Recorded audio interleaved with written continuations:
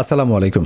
Donald ট্রাম্পের কবজায় এভাবে ধরা খাবে বাংলাদেশে কাজ করা বেসরকারি উন্নয়ন সংস্থা বা এনজিও, তা হয়তো কেউ ভাবেনি। এই এনজিওদের কাজকর্ম নিয়ে বহুদিন ধরে বাংলাদেশে বিতর্ক চলছে। শেষমেশ তাদের কপালে ট্রাম্পের বদনজর এসে পড়বে তা কে জানত। বাংলাদেশের রাজনীতি এমনিতেই শক্তিশালী, কি বলেন? সেই রাজনীতি আরও বেশি শক্তিশালী করতে একটি এনজিওকে $29 মিলিয়ন সহায়তা দিয়েছিল আমেরিকার বাইডেন প্রশাসন, যেটি বাতিল করে দিয়েছেন ডোনাল্ড ট্রাম্প। যুক্তরাষ্ট্রের প্রেসিডেন্টের এমন বোমা ফাটানোর দাবি ঢাকায় নানা আলোচনা সমালোচনার জন্ম দিয়েছে। শুধু ঢাকায় নয়, সারা বিশ্বে এ নিয়ে আলোচনা চলছে। জনমনে প্রশ্ন উঠেছে, বাংলাদেশে এনজিও সেক্টর, বিশেষ করে বৈদেশিক অর্থায়নে পরিচালিত এনজিওগুলোর বিরুদ্ধে রাজনৈতিক কর্মসূচির নামে এত অর্থ কারা পেল এবং কিভাবে তা ব্যবহার হলো। যদিও বাংলাদেশের এনজিও ব্যুরো বলছে, নিবন্ধিত ও সক্রিয় কোনো এনজিওর কাছে এই অর্থ আসার কোনো তথ্য তারা পায়নি। এনজিও সংশ্লিষ্টরা বলছেন, ডোনাল্ড ট্রাম্পের দাবিকে অস্বাভাবিক মনে করেন তারা। সে কারণে তারা মনে করেন, এমন বক্তব্যের পর যুক্তরাষ্ট্র কিংবা ইউএসএইডের উচিত কারা এই অর্থ পেয়েছে সেটি প্রকাশ করে দেয়া। এর আগে চলতি মাসের মাঝামাঝি যুক্তরাষ্ট্রের সরকারি দক্ষতা বিষয়ক বিভাগ বাংলাদেশ ও ভারত সহ বিভিন্ন দেশের অনেক প্রকল্পের অর্থায়ন বাতিলের ঘোষণা দিয়েছিল। শুক্রবার ডোনাল্ড ট্রাম্প হোয়াইট হাউসের এক অনুষ্ঠানে বলেছেন, বাংলাদেশের রাজনীতি শক্তিশালী করতে $29 মিলিয়ন এমন এক সংস্থার কাছে গেছে যার নাম আগে কেউ শোনেনি।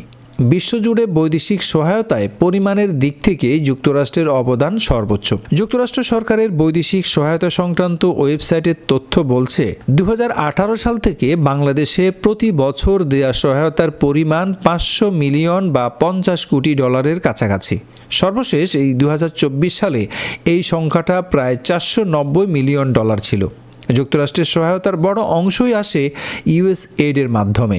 ডোনাল্ড ট্রাম্পের মন্তব্য সামাজিক ও গণমাধ্যমে ছড়িয়ে পড়ার পর যে প্রশ্নটি সামনে এসেছে তা হলো, বাংলাদেশে এনজিও সেক্টর, বিশেষ করে বৈদেশিক অর্থায়নে পরিচালিত এনজিওগুলোর বিরুদ্ধে রাজনৈতিক কর্মসূচির নামে অর্থনৈতিক অনিয়মের অভিযোগ উঠতে পারে কিনা। ইউএসএইডের অর্থ নিয়ে কাজ করত এমন সংস্থাগুলোর কোনোটি বিবিসি বাংলাকে জানিয়েছে, ডোনাল্ড ট্রাম্পের মন্তব্যের পর যেসব প্রশ্ন উঠছে সেগুলোর জবাব তৈরিতে তারা কাজ করছে। যেসব প্রতিষ্ঠান রাজনীতি, গণতন্ত্র কিংবা মানবাধিকারের মতো বিষয়গুলো নিয়ে গত কয়েক বছর কাজ করেছে, এখন তাদের অনেকের দিকেই আঙ্গুল তুলতে শুরু করেছেন বহু মানুষ। বিশেষ করে সামাজিক মাধ্যমে অনেকেই যুক্তরাষ্ট্রের এই অর্থ বাংলাদেশের রেজিম চেঞ্জ বা সরকার পরিবর্তনে ব্যবহার হয়েছে কিনা এমন প্রচারও চলছে। এনজিও সংশ্লিষ্টরা বলছেন, যুক্তরাষ্ট্র বা ইউএসএইডের উচিত পরিষ্কার করে বলা যে কারা তাদের ফান্ড নিয়েছে বা কারা এই টাকা এনে খরচ করছে এবং কোন খাতে খরচ করছে। তারা বলছেন, ফান্ড কিন্তু কেউ জোর করে আনেনি, যারা পেয়েছে তারা যোগ্য বলেই সেই ফান্ড পেয়েছে। সেখানে কোনো ত্রুটি থাকলে সেই দায় শুধুমাত্র বাংলাদেশের সে এনজিও নয়, সেটি যুক্তরাষ্ট্র সরকারেরও। সবাইকে বিব্রত না করে তাদেরই এ বিষয়ে পরিষ্কার করে বলা উচিত। আজ এ পর্যন্তই। এ সম্পর্কে আপনার মতামত কমেন্টে জানাবেন আশা করছি। ধন্যবাদ।